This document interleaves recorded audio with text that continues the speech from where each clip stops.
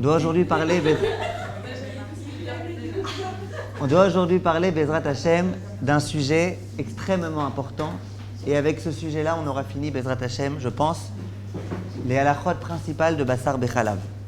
Ce sujet, c'est concernant les enfants. C'est une question, je vous promets, qui m'est posée très souvent. Les enfants.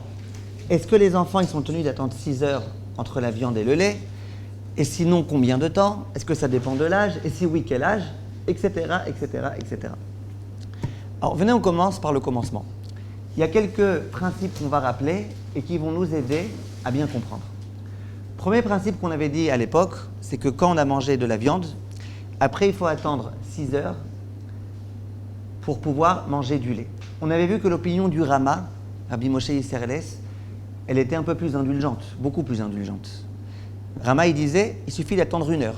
C'est pas à peine d'attendre 6 heures, il suffit d'attendre 1 heure.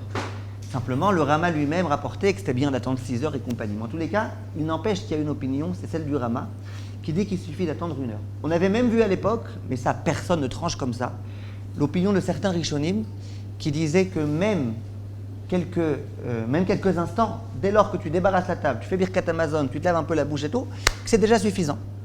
Bien sûr, on n'est pas procès comme ça. Je ne connais aucun adulte sfarad, ou ashkénaze même, qui s'amuse à se rincer la bouche et à manger du lait juste après la viande. Mais il n'empêche qu'il y a une opinion de ce genre qui existe. Ça, c'est le premier rappel. Maintenant, deuxième rappel qu'on avait dû dire à l'époque, c'était le Khatam Sofer. Le Khatam Sofer dit que lorsque quelqu'un est malade, et donc qu'il a besoin de manger du lait après avoir mangé de la viande ou de boire du lait, on peut être indulgent à son égard. Il est malade. Vous savez que quand quelqu'un est malade, il y a tout type de cas dans lesquels on est beaucoup plus mekel, on est beaucoup plus indulgent. Il est malade. Bimkom choli, comme on dit en hébreu, lo gazrou rabanan. Il y a des xérotes qui n'ont pas été prises en compte quand la personne est malade. Donc quand quelqu'un est malade, quand quelqu'un est en bonne santé, eh ben, on attend 6 heures. On avait dit à l'époque 6 heures, il y en a qui veulent dire 5h30 et compagnie. Mais en tous les cas, on attend le temps qu'il faut. Quand quelqu'un n'est pas en bonne santé malheureusement, qu'il est malade, dit le Khatam Sofer, lui on ne va pas faire des khumrot avec lui. Lui on va se contenter de faire le minimum du minimum de la halakha. Or le minimum qui a été retenu dans la halakha, c'est le Rama. Le Rama, Rabbi Moshe Isserles, il dit 1 heure, ça suffit. Dit le Khatam Sofer, pour un malade on peut attendre 1 heure. Donc quand quelqu'un est malade, et le Khatam Sofer va préciser, le Ben Ishra et compagnie, pas forcément quelqu'un qui est en danger. Si quelqu'un est en danger, même 1 heure, c'est pas la peine d'attendre. Immédiatement, il peut. Mais quand quelqu'un est en danger, même s'il n'est pas en danger, quelqu'un qui a le statut de malade, qui ne se sent vraiment pas bien, après, il faut réfléchir dans chaque cas, est-ce qu'on peut considérer la personne comme malade ou pas. Mais une personne qui entre dans le cadre de malade, dit la halakha, lui, il peut attendre 1 heure, qu'il ait fait Birkat Hamazon après le repas de viande malgré tout, pour considérer qu'il est sorti de ce repas de viande. Et après cette heure-là, après s'être un peu brossé les dents, avoir mangé un petit quelque chose et bu un petit quelque chose, c'est terminé. Cette personne, elle peut se permettre de manger du lait. Ça, c'est un point qui doit être très clair. Souvent, ça arrive que des gens m'appellent des hôpitaux et qui me disent, regardez, l'autre fois récemment, une personne qui m'a appelé, qui me dit, ma fille qui a 5 ans, elle est à l'hôpital, et elle est malade, est-ce qu'après avoir mangé de la viande, si elle veut manger du lait, elle peut? Les médecins ont dit que c'est important. Bon, là, vous comprenez bien, en plus on parle d'un enfant, et c'est le sujet d'aujourd'hui. Mais en plus un enfant malade, et là-bas elle était malade, qui pouvait être en danger. Vous comprenez que la question, elle n'a même pas lieu d'être. Mais en tout cas, vous comprenez ici le principe. Maintenant, viennent les poskim. Par exemple, le Rav Ovadia Yosef dans Alichot Olam, il dit une femme qui a accouché et qui se trouve dans les 30 jours depuis l'accouchement, on considère qu'elle est malade. Elle a un statut de malade. Certes, Cholé chez En Bo Sakana, c'est les 7 premiers jours où on considère qu'elle est en danger. Et même si le jeûne de Kippour arrive pendant les 7 jours, une femme qui a accouché 3 jours avant Kippour, on lui dit ne jeûne pas. Ne jeûne pas. C'est comme ça aujourd'hui qu'on tranche la halakha à ces femmes-là. Les femmes qui ont accouché 7 jours avant Kippour, que Kippour tombe dans les 7 jours, on leur dit ne jeûne pas. Mais entre 7 jours et 30 jours, les 23 autres jours, on considère que la femme est malade. Pas malade qui a un danger, mais malade. Après, ça dépend comment elle se sent et tout. Mais en tout cas, elle a un statut de malade. Donc, dit le Rav Ovadia Yosef, pendant les 30 jours, je considère qu'elle a un statut de malade. Et donc, on peut lui autoriser de se reposer sur ce Khatam Sofer. Vient le Rav Yosef Chaim Zunenfeld, dans son Sefer Salmat Chaim, et lui il dit, une femme qui allait et qui a besoin de consommer des aliments laitiers, mais elle a besoin aussi parfois de manger de la viande. Donc on ne peut pas lui dire, toi tu n'as qu'à pas manger de viande si tu veux boire du lait. Elle est obligée de manger de la viande, de boire du lait et compagnie. Haouda, dit ce Rav-là, elle aussi on la considère comme étant un petit peu comme malade. La raison pour laquelle elle a besoin du lait, c'est une raison urgente. Un enfant auquel il manque du lait, même s'il y a aujourd'hui tout type de substituts comme le maternel et tout, c'est jamais comme le lait maternel. Et donc, on considère que cette personne-là, elle peut prendre ces aliments-là. Donc ça, c'est le premier résumé qui va être important, le premier point qui va être important. Si on sait qu'on est indulgent dans certains cas, on va peut-être accepter d'être indulgent au sujet des enfants. Donc ça, c'est le premier point qui se pose. Maintenant, on va se poser la question au sujet des enfants. Que se passe-t-il ? On a un principe très clair qui est qu'on n'a pas le droit de donner à manger à des enfants quelque chose de pas cachère. Comment on appelle ça en hébreu ? Sfia be'adaim. Sfia be'adaim, ça veut dire je prends quelque chose de pas cachère et je l'entre dans la bouche de mon fils, dans la bouche de ma fille. Ça, c'est pas comme je le vois faire une avéra et je lui dis rien. C'est encore un autre degré, c'est un degré supplémentaire. Si je vois un enfant et que je lui dis rien, c'est encore quelque chose. Mais si moi je lui dis va faire quelque chose de pas cachère, si moi je lui donne à manger pas cachère, alors que de lui-même il ne pouvait pas manger, ça s'appelle Sfia be'adaim et ça, c'est complètement assaut.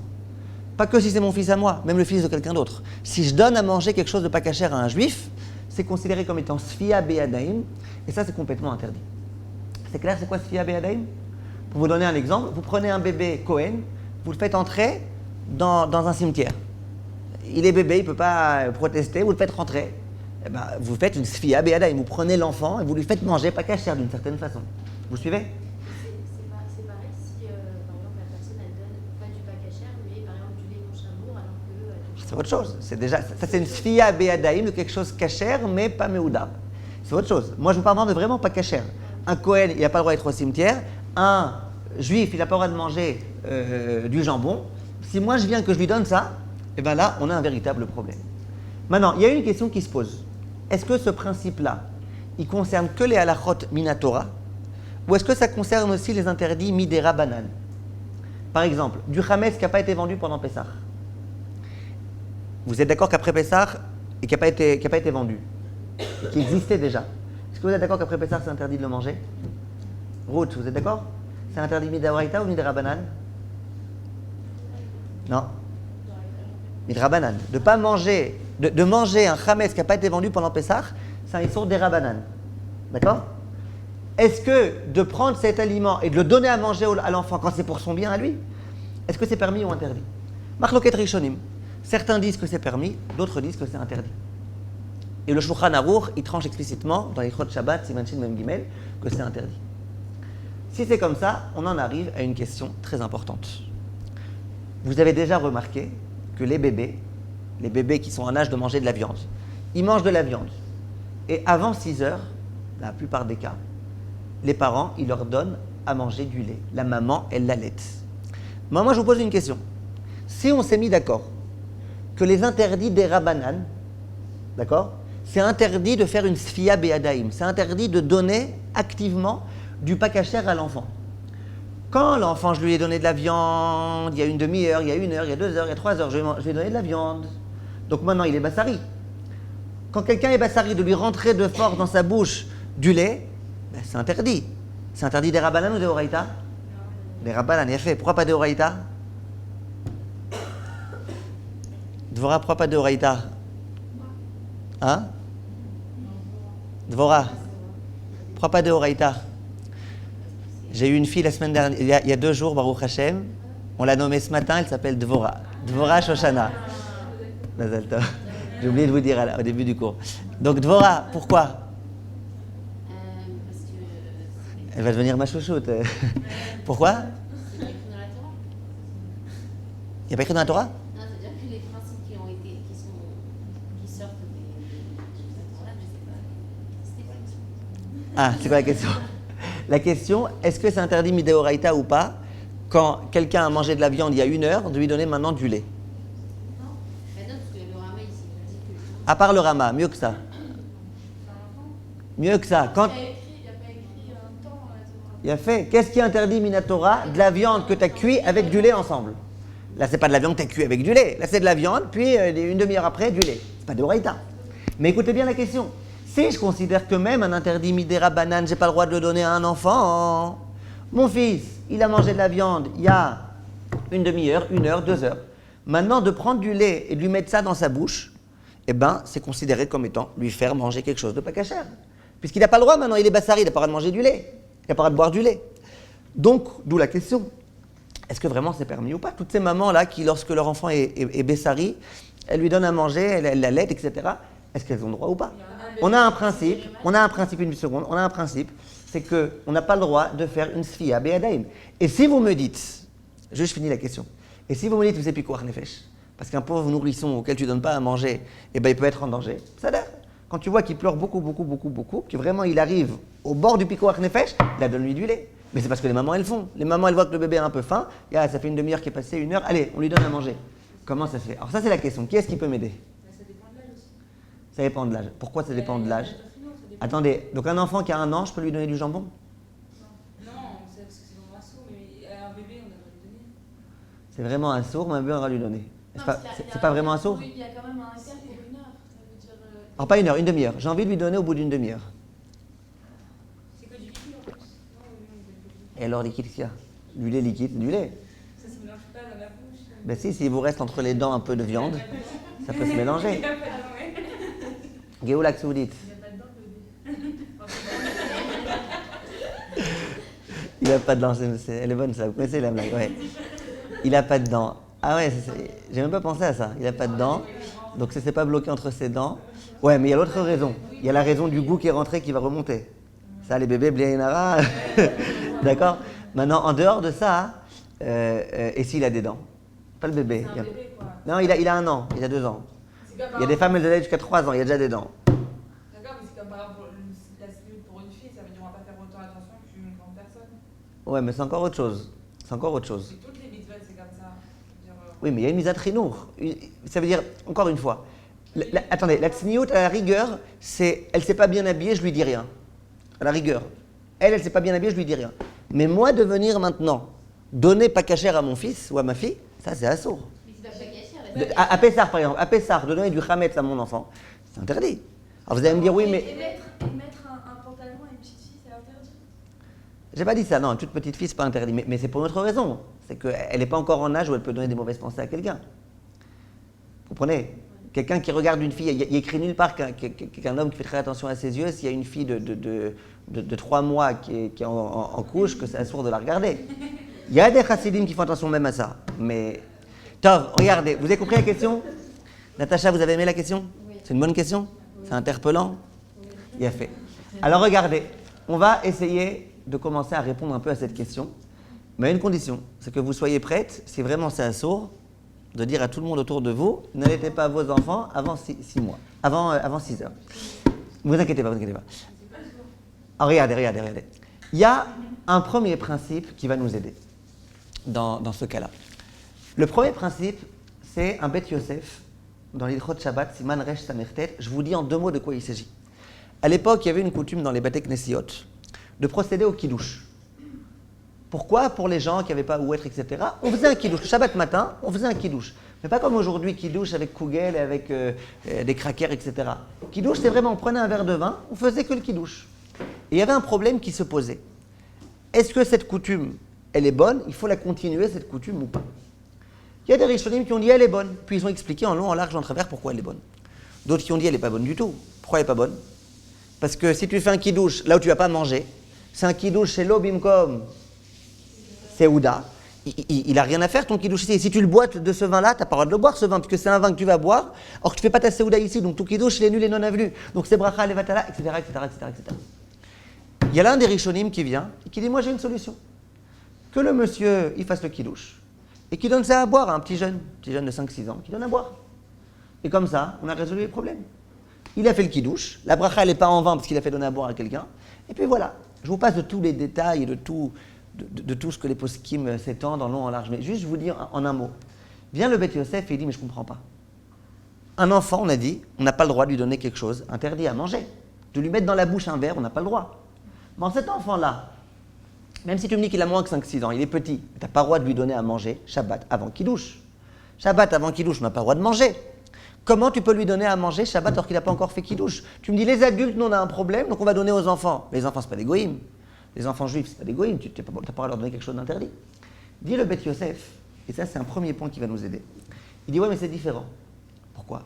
Parce qu'un enfant, excusez-moi, l'enfant, il n'est pas tenu au même titre que les adultes, c'est ce que vous avez dit, très justement. Maintenant, quelque chose qui est complètement interdit pour les adultes, ça restera complètement interdit pour les enfants. Mais quelque chose dont certains poskim veulent autoriser, bien que la conclusion, c'est qu'on préfère être mahmir, mais puisqu'il y a certains poskim qui veulent autoriser, les enfants, on les laisse tranquilles. En l'occurrence, il y a des rishonim qui ont dit on peut faire ce kiddush au Beit Knesset. D'autres rishonim qui ont dit on ne fait pas. Or en pratique, nous les adultes, qui sommes tenus midéoraïta d'accomplir les mitzvot de la Torah ou midérabbanan, on est tenus. Donc nous on dit non, on ne prend pas ce kiddush. Par contre, les enfants, eux, ça va, ils ne sont pas tenus au même titre que nous. Donc eux, on dit écoute, il y a des rachamim qui autorisent, ils autorisent. Pour vous donner un exemple, le ballon, la balle, le ballon, c'est Mouktsé Shabbat ou pas pour les Sfaradim? Oui. Pour les Ashkenazim, c'est Mouktsé ou pas? Non, on dit dans les grandes lignes, on ne rentre pas maintenant dans ça, on avait déjà peut-être parlé une fois de ça. Maintenant, mon fils qui est Sfarad et qui a 9 ans, je peux le laisser jouer au ballon ou pas? À l'époque, ils me disent oui, tu as un grand rab qui s'appelle le Rama. Le Rama, il autorise, il dit que le ballon n'est pas Mouktsé. Donc c'est vrai que moi, adulte, je suis Sfarad, je dois faire comme le Shulchan Aruch et compagnie. Mais mon fils qui est petit, il est petit, donc lui, il peut se reposer sur les poskim qui ont autorisé. C'est-à-dire que quand je lui donne un ballon dans les pieds, ça ne s'appelle pas que je suis Sfia Be'adaim, que je lui donne à manger quelque chose de pas cachère. Vous avez compris? Jusqu'à la bar mitzvah. Beikaron, jusqu'à la bar mitzvah, on peut considérer comme ça. À la synagogue, on n'a pas le droit de prendre le kiddush? Non. Aujourd'hui, dans les synagogues, ils mettent des petits gâteaux. Ouais, je vous ai dit. Ah, il faut manger à la synagogue. Il faut manger là-bas au moins un kazaït de gâteau ou alors au moins boire un révi de vin. Et après, on ne refait pas de kiddush en Après, Mikaradine, si vraiment on a mangé, on n'est pas obligé de refaire. Il y en a qui sont mahmirim de refaire. D'accord? On avait expliqué ça une fois, mais ce n'est pas tout à fait le sujet maintenant. Si vous voulez, après, je vous réexpliquerai ça. Vous avez compris le sujet? C'est clair? Alors maintenant, j'aimerais bien qu'on réfléchisse à notre cas à nous. Dans notre cas à nous, j'ai un petit gamin. Je me demande, est-ce que je peux lui donner à manger du lait ou pas? D'accord? Je peux lui donner, je ne peux pas lui donner. Alors, a priori, il y a le Rama qui dit au bout d'une heure, c'est bon. Il y a des Rishonim qui disent même avant une heure, c'est bon. Juste tu laves les mains, etc. Tu fais Birkat Hamazon et compagnie. Oui? Donc viennent les poskim, donc viennent certains poskim et disent, ça va, pour un enfant, tu peux permettre. Un adulte, lui, il attend 6 heures. Comme ça, il s'acquitte de tout le monde. Mais un enfant, lui, on a dit que ça va, c'est pas très grave. Il peut se reposer sur les mekilim. Donc tu as le Rama, par exemple, qui autorise au bout d'une heure. De la même façon que le Rama qui autorise le ballon, tu acceptes à ton fils qui joue au ballon. De la même façon là, le Rama, il autorise. Donc ça, c'est un premier point qui va nous permettre d'autoriser. Vous avez compris ce point? Le point, c'est que tout enfant, on a le droit même de lui donner de force quelque chose qui, certains poskim l'autorisent, bien que pas tout le monde autorise. Si j'ai un aliment, par exemple, certains poskim me disent c'est pas chametz, d'autres me disent c'est chametz, j'aurai le droit de le donner à mon enfant. Par contre, quelque chose dont je suis sûr que c'est interdit, c'est complètement interdit, alors là non. Donc là, en l'occurrence, comme certains poskim disent que dès que tu as fait Birkat Hamazon et que tu t'es brossé les dents et compagnie, tu as le droit de manger du lait, pour un enfant, on pourra être mekel. Je n'ai pas encore dit des conclusions. Pour l'instant, on réfléchit ensemble à certains points. Maintenant, regardez. Il y a donc ça serait la possibilité peut-être d'autoriser. Maintenant, je vous lis un midrash. Un midrash dans Psikta Rabati qui a été ramené par le Rokeach. Vous entendez? Keshe bikesh Moshe lichtov et Torah. Quand Moshe a voulu écrire la Torah, lo ayu amalachim anichim oto. Les anges, ils n'étaient pas d'accord. On n'est pas d'accord, toi, Moshe Rabbeinu, que tu écrives la Torah pour la donner aux hommes. On la veut nous-mêmes, la Torah. Ils ont commencé à nous jalouser. Amarle Akadosh Baruch Hu Hashem lui a dit, Ma'atem mekaimim et Torah. Vous, les anges, vous accomplissez la Torah. Tinok agamel mi Israël, mekaima yoter mikem. Il dit, un enfant juif qui vient de quitter les jupons de sa maman, eh ben, il accomplit plus la Torah que vous, les anges. Continue le Midrash et dit, Yotse mi bet sefer, quand il sort de l'école. Imaya ochel basar, s'il mangeait de la viande. Eno ochel chalav, ad sheichot yadav min basar. Il ne mange pas de lait tant qu'il n'a pas lavé ses mains. Ve'atem, et vous, kshenishlachtem etzel Avraham, quand vous avez été envoyé auprès de Avraham, et vi lifnechem basar ve'chalav, il vous a donné de la viande et du lait, ensemble, va'achaltem, et vous avez mangé. Chez Nehemar, comme écrit dans le pasuk, va'ikar chem'a ve'chalav, ou ben abakar asher asa. Donc on voit de ce pasuk-là, que quoi? Que vous les anges, vous avez mangé lait et viande mélangée. Donc il dit, vous les anges, vous pensez être supérieurs aux hommes? Vous, Bichlal, vous n'êtes pas du tout comme les hommes. Pourquoi? Les hommes, eux, ils attendent. Les hommes, même les enfants qui sortent de l'école, quand ils ont mangé de la viande, d'abord ils se rincent les mains avant de prendre du lait. Or que vous ensemble, vous mangez tout ensemble. Dit le Rav Ovadia Yosef, qu'est-ce qu'on voit de ce midrash? Dites-moi vous. Ça suffit. Pour un enfant qui sort de l'école, et dans les Gemarot, dans Masechet Ketuvot et compagnie, on voit explicitement que les enfants à l'école, à l'époque, ils allaient à l'école à l'âge de 6 ans. Tu vois que l'enfant de 6 ans, qu'est-ce qu'il fait? Eh bien, il suffit qu'il se lave les mains pour pouvoir manger.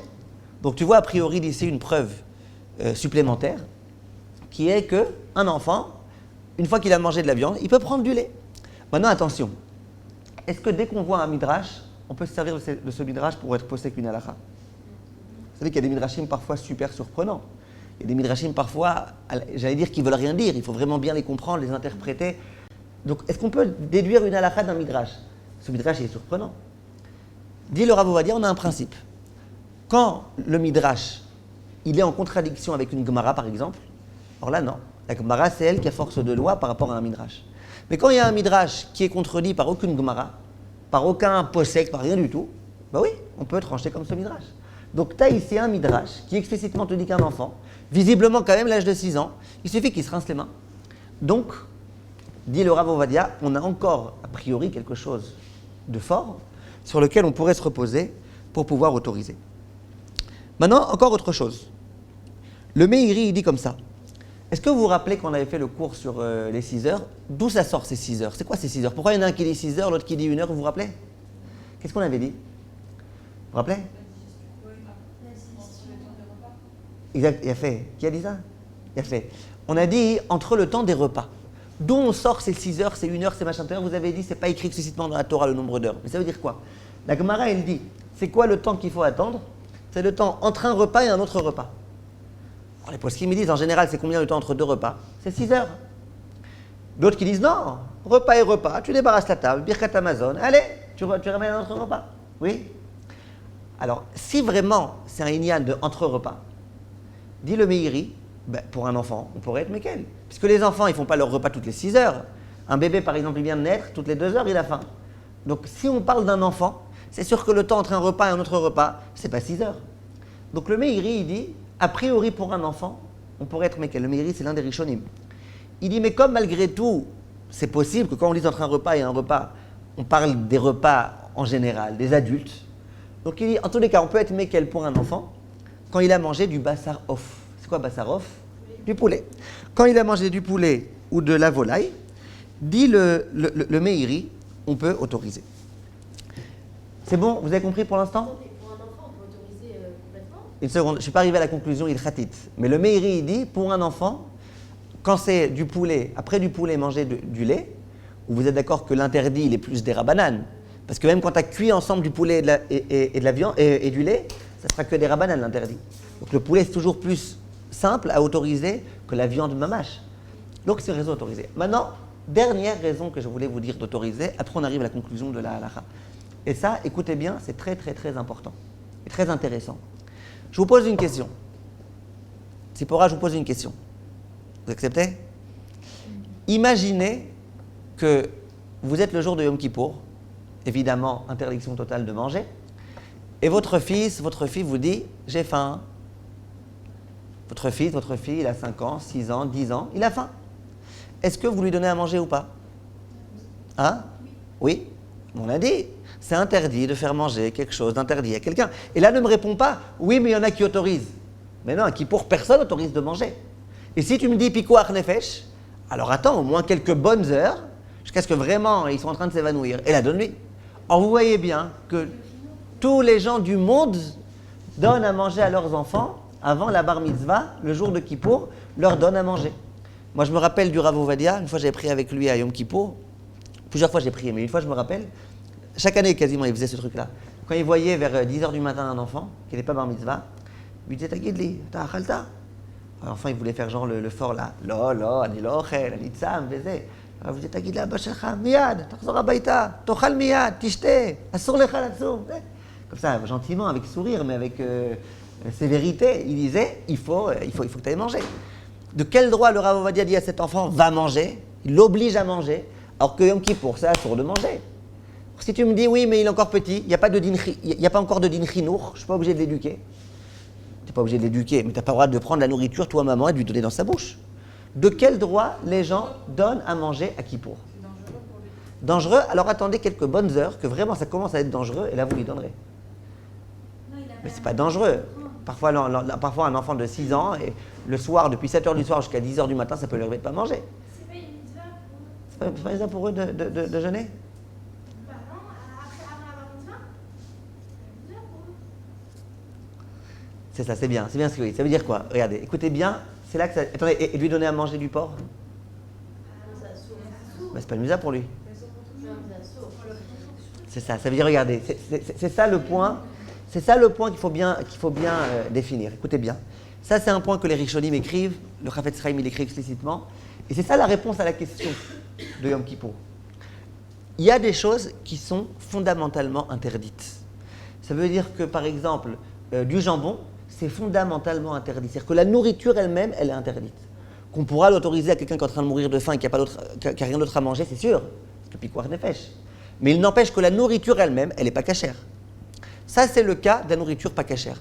Un Kohen que je veux faire rentrer dans un cimetière, c'est assourd. Pourquoi? Parce que le cimetière, c'est assourd pour un Kohen. Pour tout Kohen du monde, il n'a pas le droit. Ça, c'est un cas très simple. Maintenant, il y a un autre cas. C'est quoi l'autre cas? C'est quelque chose qui, en principe, est autorisé à être consommé. Simplement, toi, pour l'instant, tu n'as pas le droit de le manger. À Kippour, je ne parle pas de manger du porc, je parle de manger de la nourriture cachère. La nourriture, vous êtes d'accord avec moi qu'elle est cachère? Elle est glade cachère. C'est quoi le seul problème? Le seul problème, c'est que maintenant, tu ne peux pas, parce que c'est Yom Kippour. Alors sur ça, Yehudit, elle vient et elle dit, attention, attention. Si tu me dis que tout l'interdit, c'est pas la nourriture elle-même, c'est parce que c'est Yom Kippour. Alors, qui est-ce qui est concerné par l'interdit de manger à Yom Kippour? Celui qui est concerné par les mitzvot de Yom Kippour. Or, le gamin, il n'est pas concerné, lui, par l'obligation de manger à Kippour.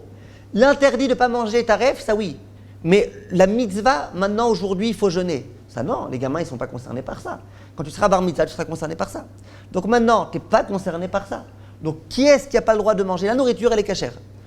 La nourriture, il n'y a aucun problème avec elle. Le seul problème, c'est moi, aujourd'hui, je suis tenu par un commandement qui m'interdit de manger. Ça, c'est vrai pour un adulte. L'enfant, on ne lui a jamais dit que c'est interdit pour lui de manger. Vous comprenez la différence? Il y a une différence entre un... C'est-à-dire, la nourriture, elle n'est pas cachère. Donc moi, en tant que père, je ne peux pas lui donner quelque chose de pas cachère. Mais de dire qu'à Kippour, quand je lui donne à manger, je lui donne du pas cachère, c'est pas vrai. À Kippour, c'est cachère de manger. Sauf pour une personne qui est tenue, le jour de Kippour, de jeûner. Celui qui n'est pas tenu de jeûner, ça ne s'appelle pas que je lui donne pas cachère. Vous comprenez la logique? C'est fin, non? Bien fait. Alors maintenant, si on a bien compris ça, on peut comprendre comment ça se fait qu'à Shabbat, imaginez Shabbat matin, la tefila elle dure, votre fils de 7 ans, il vous dit, ou de 3 ans encore mieux, enfin c'est plus simple à comprendre, il vous dit j'ai soif. Est-ce que vous devez lui dire attendre qu'il douche? Il a le droit. Mais pourquoi il a le droit? C'est interdit de manger du pas cachère. Réponse, c'est pas que c'est pas cachère. C'est qu'après, une fois que tu as pris et tant que tu n'as pas encore fait qui douche, tu as un devoir de faire qui douche. Le devoir de faire qui douche, il est dit pour les adultes. Ou il est dit pour les enfants, mais il est dit chinour. Mais il n'est pas aussi obligatoire que manger du pas cachère. Ça, c'est clair? Ça dépend de chaque sujet. Chaque sujet, chaque chose selon sa capacité à le faire. Chaque mitzvah. Hein? Une seconde. Maintenant, écoutez bien. Maintenant, si on a compris ce point-là, on peut en revenir au bassar bechalav. Est-ce que dans le bassar bechalav, le problème c'est la viande ou c'est le lait? Ni l'un ni l'autre. La viande est glad kasher, le lait il est glad kasher. Le grand chidouche de bassar bechalav, c'est que quand deux choses glad kasher se rejoignent, ça peut faire une explosion atomique. Du kasher avec du kasher, il y a certains cas où la Torah elle te dit c'est plus kasher. C'est pas que le lait il est pas kasher, le lait il est kasher, la viande elle est kasher. Mais ensemble c'est pas bon. Maintenant mon fils, il a mangé de la viande kasher. Vous êtes d'accord avec moi? Maintenant, est-ce que c'est pas cachère pour lui de manger du lait? Non, je viens de te dire que le lait, il est cachère. Simplement, il a momentanément un interdit. C'est-à-dire, momentanément, il est ordonné par Chachamim de ne pas manger de la viande. Mais la viande, elle est cachère. Donc, il a un devoir, il a comme un commandement positif qui va lui dire, pour l'instant, attends. Qui est-ce qui est ordonné par le attends? C'est l'adulte. Mais l'enfant, il n'est pas ordonné par le attends. C'est-à-dire que quand moi, je viens et que je lui donne dans sa bouche du lait maintenant, c'est pas que je lui donne du pas cachère. C'est que juste, je lui dis, écoute, tu peux pas attendre, on n'attend pas. Vous avez compris? C'est toute la différence entre le commandement positif et le commandement négatif. C'est la différence. Le commandement négatif, le porc, par exemple, c'est pas cachère. Lui faire rentrer en sa bouche du pas cachère, c'est interdit. Par contre, jeûner, c'est un commandement positif. J'ai le droit de lui mettre dans sa bouche quelque chose, bien que lui mettre ça dans sa bouche, ça sera que pour l'instant, il n'a pas accompli le commandement positif. Vous comprenez? Est-ce que j'ai le droit de faire dormir mon fils pas dans la souka? J'ai le droit. Est-ce que j'aurai le droit par contre de lui donner pas cachère? Ça non. C'est ça toute la différence. Donc si on a compris tous ces points-là, on peut comprendre à nouveau pourquoi au sujet du Bassar Bechalav, on est beaucoup plus mékel avec les enfants. On résume. Première raison pour laquelle on est mékel de ne pas attendre 6 heures, c'est parce qu'il y a beaucoup de poskim qui autorisent même sans 6 heures. Donc les adultes, nous, on est marmir 6 heures, mais pour les enfants, dès qu'on a un arbre sur lequel se reposer, Ilana Ravreva, l'un des rishonim sur lequel on peut se reposer, on se repose sur lui. Donc première autorisation. Deuxième autorisation, le Meiri qui dit que pour l'enfant, qui digère beaucoup plus vite, peut-être que Bichlal, c'est même pas à peine d'attendre 6 heures. Troisième autorisation, c'est le fait que, en soi, c'est cachère. C'est pas que je donne du pas cachère. C'est pas que je le fais rentrer dans un endroit pas cachère. En soi, c'est cachère. Simplement, moi, en tant que juif, eh ben, cet acte-là, j'ai un devoir d'attendre avant de le faire. Mais lui, ce devoir d'attendre, si je lui fais pas attendre ce devoir-là, c'est pas que je lui ai rentré du pas cachère dans la bouche. Voilà un petit peu les raisons qui ont été avancées. Chaque raison, on pourrait un petit peu philosopher, on pourrait vraiment poser des questions. Qui a dit que c'est comme ci, qui a dit que c'est comme ça. Mais dans les grandes lignes, c'est ça les arguments qui ont été apportés par les poskim pour autoriser. Maintenant, je vais vous dire, je vais un peu vous décevoir, parce que je sais que vous aimez bien quand les halachot, elles sortent claires, le plus claires possible, qu'elles sortent sans machloktot. Je sais que vous aimez bien quand à la fin, on se mouille un peu pour dire ta, c'est comme ça que c'est la halacha, et pas autrement. Là, je vais un peu vous décevoir, parce que tout ce que je viens de vous dire maintenant, vous comprenez. Vous comprenez qu'on a envie de se diriger vers une autorisation. Ce qui va être très dérangeant, c'est que les posques manénou, chacun va aller dans son sens. On va comprendre, on va entendre un petit peu des façons de fonctionner. Mais chacun va un peu dans son sens. Vous allez voir, je vais vous expliquer bien tout ce que chaque rave dit, de telle sorte que dans chaque cas, il faut un peu réfléchir. Ça ne va pas être noir ou blanc. Vous voyez, par exemple, il y avait un rave une fois qui me disait, moi, ce qu'on m'a toujours appris, c'est quand l'enfant a 1 an, on le fait attendre 1 heure. Quand il a 2 ans, on le fait attendre 2 heures. Quand il a 3 ans, on le fait attendre 3 heures. Quand il a 6 ans, on le fait attendre 6 heures. J'allais lui demander quand il a 13 ans, on le fait attendre 13 heures. Mais je me suis abstenu de dire ça parce que ça me paraissait un peu pas très logique, ce truc-là, de dire 1 an. On a vu quelque chose de ressemblant à propos du fromage. Il y en a qui disent que le fromage, ça a pris 1 mois de le faire fermenter. On attend 1 heure après, avant de manger de la viande. D'autres qui disent que quand un fromage il a pris 2 mois, on attend 2 heures, 3 mois, 3. Mais à propos de ça, à propos de Bassar Bechalav pour un enfant, 1 heure, 2 heures, 3 heures, je ne sais pas d'où ça sort. Alors je vais vous dire un petit peu les opinions qui existent. Et après, au cas par cas, vous comprendrez est-ce qu'on peut être mékel, est-ce qu'on ne peut pas être mékel. D'accord? Alors vient le. Attendez, j'ai oublié de vous dire encore une svara. Vous vous rappelez qu'au début je vous ai rapporté le Khatam Sofer? Qu'est-ce qu'il disait le Khatam Sofer? Qu'un malade, on peut lui autoriser. Maintenant, il y a un principe, ce principe, il est très important à connaître, c'est que tout enfant, en tous les cas d'un certain âge, a le statut de Cholé She'enbo Sakana. C'est pour ça qu'on autorise plein de choses dans les Chot Shabbat. Un enfant qui a mal à la tête, on peut lui donner un acamol ou pas? Alors, tout enfant, on considère qu'il est comme Cholé She'enbo Sakana. Après, ça dépend des postes. Il y en a qui vont dire jusqu'à l'âge de 9 ans, il y en a qui vont dire jusqu'à l'âge de 4-5 ans, il y en a qui vont dire jusqu'à 13 ans. En tous les cas, c'est une marque à postim dans les Chot Shabbat qui aura des répercussions un peu partout. Mais en tout cas, le principe explicitement dans les poskim, dans le Shulchan Aruch et Rama, c'est que Katan, Kecholé She'enbo Sakana. Et si je considère que le Katan, il est Kecholé She'enbo Sakana, et que le Khatam Sofer m'a dit que pour un Cholé She'enbo Sakana, il suffit d'attendre 1 heure, vous vous rappelez? Vous vous rappelez ou pas? Donc, pour le Katan, on pourra attendre aussi que 1 heure. Voilà encore une raison d'autoriser. Maintenant, en pratique. Le Rav Ovadia Yosef, il dit la chose suivante. Il dit qu'un enfant, mais Ikaradine, c'est même pas la peine d'attendre quoi que ce soit. Vous entendez? Un bébé. Un bébé, il vient de prendre de la viande. Maintenant, il a faim, sa mère, elle veut l'allaiter. Et le bébé, il pleure et compagnie.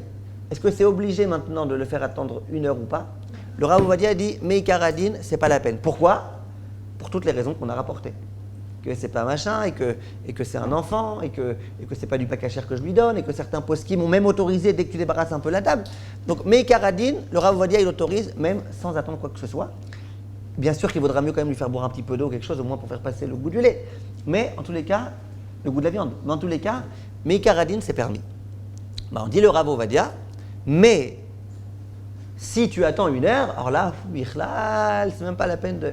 Si tu attends 1 heure, c'est Besséder Gamour. Même sans 1 heure, on peut autoriser, mais si tu attends 1 heure, c'est d'ergamo. Jusqu'à quel âge il accepte, le Rav Ovadia, d'étendre cette autorisation, qui se base, entre autres, et beaucoup, sur le fait qu'un enfant, il a besoin de manger.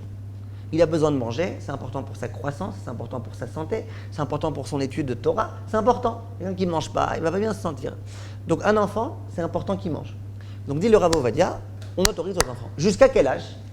Dit le Rav Ovadia, jusqu'à, et là c'est son chidouche à lui, il dit jusqu'à l'âge de 12 ans et 1 jour pour un garçon, et de 11 ans et 1 jour pour une fille. D'où est-ce qu'on a vu ce concept de 12 ans et 1 jour, 11 ans et 1 jour, donc vous connaissez ça? Vous avez déjà entendu parler de ça? Vous avez déjà toujours entendu parler de 13 ans et 1 jour, le garçon devient bar mitzvah, 12 ans et 1 jour, la fille elle devient bat mitzvah.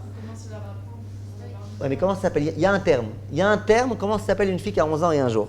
Qu'est-ce que vous dites? Hein, c'est quoi ce terme? Mou, mouf, pas moufleta, mouf, mouflé, voilà, mouflé. C'est quoi mouflé? Mouflé, c'est quand il commence à être grand. Voilà, moufleta pour une fille. D'accord? Ça veut dire, par exemple, Yehudit, vous êtes en train de préparer des chalotes. Il y a votre petite sœur de 10 ans qui vous dit « Je peux prélever à ta place ?» Vous dites non. Votre sœur de 12 ans et 1 jour qui veut, vous lui direz bien sûr, t'es bat mitzvah, et shumbaya. Votre sœur de 11 ans et 1 jour qui veut, ça sera permis. Un garçon de 12 ans et 1 jour qui veut faire Afrashatrala, on pourra lui autoriser. C'est-à-dire, il s'appelle Moufla. Et dans certaines halachot, entre autres dans les halachot Nedarim, l'enfant qui a 12 ans et 1 jour, quand c'est un garçon, ou 11 ans et 1 jour quand c'est une fille, eh ben, il a déjà un nouveau statut. Maintenant, dit le Rav Ovadia, moi je peux autoriser pour tout enfant à ne pas attendre plus qu'1 heure entre la viande et le lait, tant qu'il n'est pas mouflé. Quand il arrive à moufler, donc une fille de 11 ans et 1 jour, un garçon de 12 ans et 1 jour, déjà à ce moment-là, ça y est, faut que, comme vous dites, il faut qu'il rentre dans le schnit, là, dans l'éducation. Et donc là, qu'est-ce qu'on lui dira? On lui dira, maman, tu fais attention. Maintenant, là où ça devient un peu compliqué, c'est que ce même Rav Ovadia qui a l'air d'être très cool, là, attends, jusqu'à 12 ans et 1 jour, pour un garçon, tu peux lui faire attendre 106 heures, ni rien du tout. Ce même Rav Ovadia, qu'est-ce qu'il dit? Il dit, mais attention, on ne parle pas des bonbons, là. Les bonbons, ouais, il a envie de prendre un michoco, là, je ne sais pas comment ça s'appelle, c'est les michocos, ça, les trucs au lait. Il veut prendre un michoco, ben, c'est pas grave, t'as qu'à me prendre un michoco parvé, ça n'existe pas, mais c'est pas grave, prends autre chose. Ça veut dire quelque chose qui est urgent. Le lait, il est important pour la croissance de l'enfant, pour les lipides, gluten, trucs comme ça. Donc ça, c'est important. Mais par contre, ça, c'est pas important. Vous suivez? C'est pas important de prendre des bonbons. Au contraire, c'est même important de ne pas en prendre. Donc le Rav Ovadia, il dit tout ce que je peux autoriser, c'est pas pour des mamtakim, c'est pour des choses qui sont nécessaires. C'est clair? Et le Or Letzion, il va dans le même sens à propos du kiddush. Il dit à un enfant jusqu'à l'âge de 12 ans et 1 jour, s'il a soif, très soif avant le kiddush, ou très faim, donne-lui à manger avant le kiddush. Pour la même raison. Donc, si vous suivez le Rav Ovadia, vous avez compris à peu près c'est quoi les marges d'autorisation. On peut autoriser jusqu'à, pour une fille, 11 ans et 1 jour, sans attendre 6 heures. D'accord? Attendre 1 heure, il vaut mieux. Maintenant, et pour les bonbons, vaut mieux pas, sauf s'il y a une grande nécessité. Vous avez compris? Vous avez pris votre enfant à une seudat mitzvah, maintenant tout est chalavi, elle a envie de prendre une crêpe. Bon, une crêpe, c'est pas un bonbon, une crêpe, c'est machin. Vous voyez, après, c'est sûr que, c'est pour ça que je vous dis, on ne peut pas après donner des règles précises. Même le Rav Ovadia, il ne dit pas c'est interdit. Il ne dit pas pour un bonbon, il faut attendre 6 heures. Et pour les bonbons, il vaut mieux pas. Après, ça veut dire quoi? Il vaut mieux pas, s'il y a 4 heures qui sont passées, s'il y a 5 heures. Après, ça dépend beaucoup du jugement de la personne.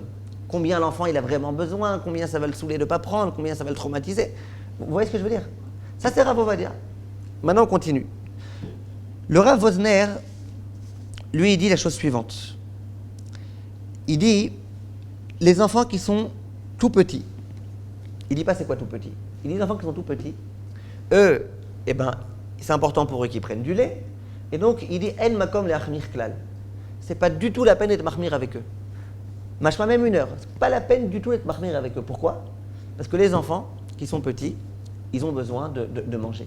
Et il dit, le Rav Wosner, est bien que tu peux leur donner autre chose, tu peux leur donner du parvé, mais non, ils ont du mal qu'on ne leur donne pas un chalavi, parfois ils aiment le chalavi, ils ont envie de manger du chalavi, donc il dit, le Rav Wosner, on peut autoriser. Maintenant, il dit, quand ils sont plus grands, à nouveau, il ne dit pas combien, alors il dit, on peut être Mekel comme le Meiri, vous vous rappelez ce qu'il dit le Meiri? Le Meiri, il dit, comme les enfants, leurs repas, ils sont très rapprochés l'un de l'autre. Donc il dit le Meiri, pour le poulet, on peut autoriser. Le Rav Wosner, il prend cette autorisation pour les enfants qui sont un peu plus grands. Il demande quand même d'attendre 1 heure. Donc le Rav Wosner, il dit un enfant qui est plus grand, mais à nouveau, il dit pas c'est quoi plus grand. Donc à nouveau, à toi de fonctionner avec ton sechel. Un enfant qui est plus grand, peut-être qu'il fait allusion à un enfant qui a 9-10 ans. Il dit si c'est du poulet, il a pris du poulet, maintenant il veut prendre du lait, ça suffit 1 heure. Si c'est pas du poulet, c'est de la viande, alors là il vaut mieux attendre. Mais c'est Con- nous de juger. un petit peu, ça c'est Rav Wosner. Maintenant, le plus rigolo dans l'histoire, j'allais dire, il me pardonnera, c'est mon Rav, le Rav Moshe Sternbourg. Lui, dans sa tchouva, il donne des chiffres, mais je me demande vraiment d'où il les a pondus, ces chiffres. Mamash, je vous dis la vérité, je vais vous les dire. Je ne peux pas vous les dire par cœur, parce que je ne peux pas les retenir par cœur.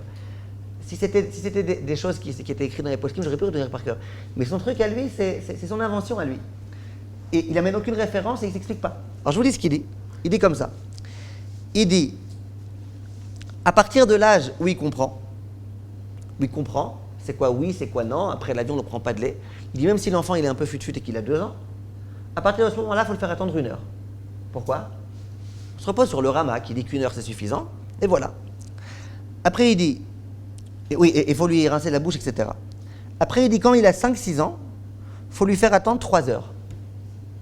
Pourquoi 3 heures? 3 heures, c'est la coutume de certains, Rav Pardo, on avait dit à l'époque, le Myrtam le David. Donc 5-6 ans, 3 heures. Après, il dit, et depuis l'âge de 9-10 ans, il faut attendre 6 heures, midin chinour. Qui veuille dire que depuis 9-10 ans, il faut faire attendre 6 heures, midin chinour, ça je comprends très bien.